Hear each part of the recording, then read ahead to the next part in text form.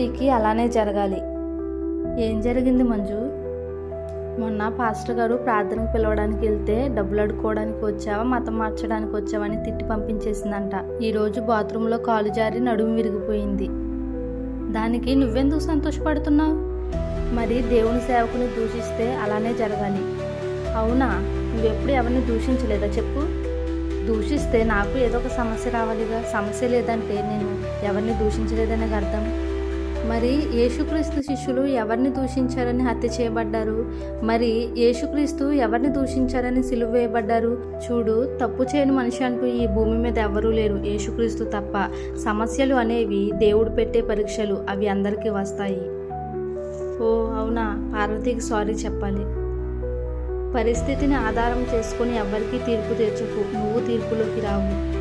నీకు వచ్చిన సమస్యను చూసి దేవుడు నాకు వేసే శిక్షని కృంగిపోకు ప్రియ క్రైస్తవ.